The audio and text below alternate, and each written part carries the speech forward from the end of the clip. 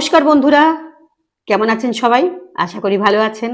প্রতিদিনকার মতন আবার চলে এসেছি সুচিস্মিতার চ্যানেলে কাশিরাম দাসের মহাভারত কথা নিয়ে। আপনারা শুনছেন আমার চ্যানেলে মহাভারত কথা, এর জন্য আমি আপনাদের কাছে ভীষণভাবে কৃতজ্ঞ।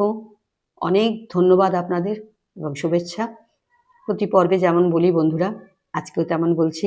যদি ভালো লাগে চ্যানেলটি একটু শেয়ার করবেন এবং আপনাদের মতামত আমার চ্যানেলে কমেন্ট করে জানাবেন, তাহলে আমার ভালো লাগবে, আমি সমৃদ্ধ হব। এবং চ্যানেলটিকে প্লিজ প্লিজ সাবস্ক্রাইব করে নেবেন, তাহলে আপনাদের কাছে নোটিফিকেশান যাবে কোন দিন কোন পর্ব পড়ছি। আপনাদের যদি কোনো দিন শোনার সময় নাও হয়, তাহলে আপনারা একদিন বসে 2-3টে পর্ব একসাথে শুনেও নিতে পারবেন, তাই না? ঠিক আছে বন্ধুরা, আগের দিন আমি যে পর্ব পড়েছি চন্দ্রের বিবরণ, আজকে নতুন পর্ব দেখুন। আরেকটি নতুন পর্ব আজকে শুরু করছি।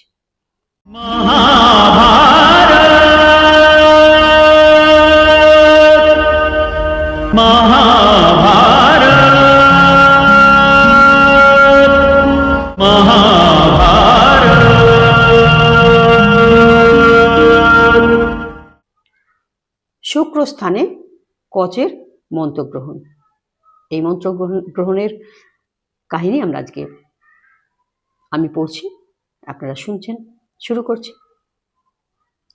জন্মেজয় বলে, কহ ইহার কারণ। শুক্রস্থানে কোন দোষ করিল রাজন? কোন হেতু শাপ দিল ভৃগুর কুমার? সেসব চরিত্র কহ করিয়া বিস্তার। মুনি বলে, শুনহ নৃপতি জন্মেজয়। দেবতা অসুরের যুদ্ধ নিরন্তর হয়।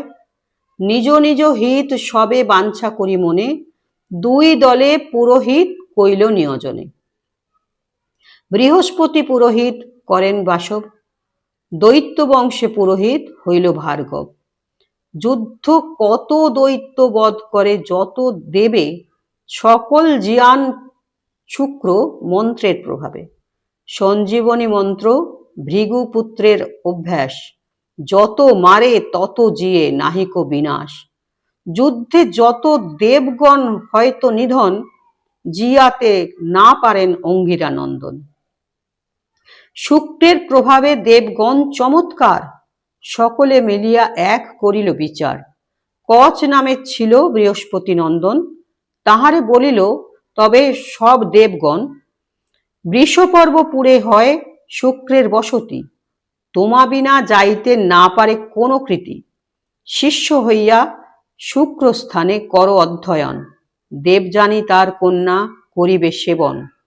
এত যদি বলিল সকল দেবগণ, বৃষপর্ব পুরে কচ করিল গমন।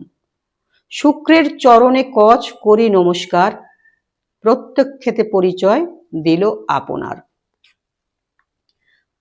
অঙ্গিরার পুত্র আমি, জীবের নন্দন, পরিবারে আইলাম তোমার সদন।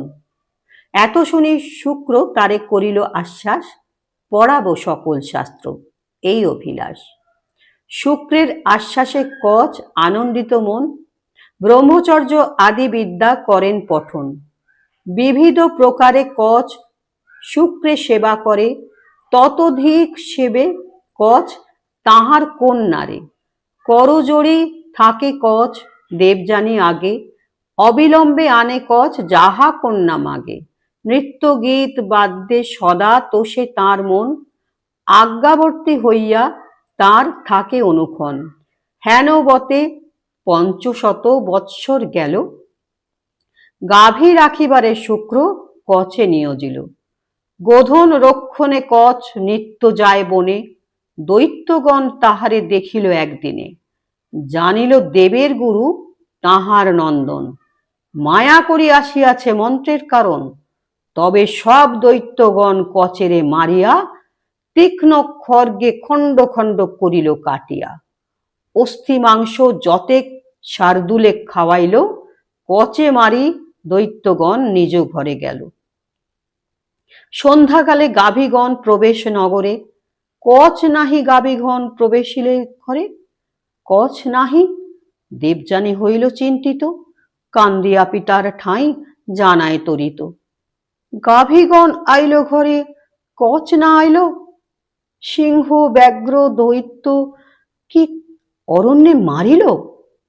নিশ্চয় মরিবে, নিশ্চয় মরিব আমি কচের বিহনে। এত বলি দেবযানী ভালে কর হানি। শুক্র বলে দেবযানী না করো ক্রন্দন, মন্ত্র বলে কচে আমি জিয়াবো এখন।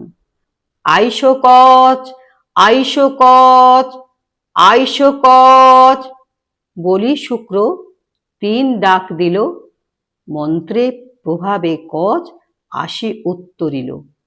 কছে দেখি দেবযানী আনন্দিত মন, জিজ্ঞাসিল কোথা আছিলা এতক্ষণ? কচ বলে দৈত্যগণ আমারে মারিলা, প্রসন্ন হইয়া গুরু পুনঃ জিয়াইলা। এত শুনি দেবযানী প্রীতারে কহিল, গোধন রক্ষার হেতু নিষেধ করিল। আজ এই পর্যন্ত বন্ধু শুনলেন কচের এই ঘটনা। শুনে দেবযানী বাবাকে বলল যে গোধনের জন্য আর কচকে যেন পাঠানো না হয়। ঠিক আছে, কেমন লাগলো জানাবেন বন্ধুরা। আজ আসি তাহলে, সবাই ভালো থাকবেন।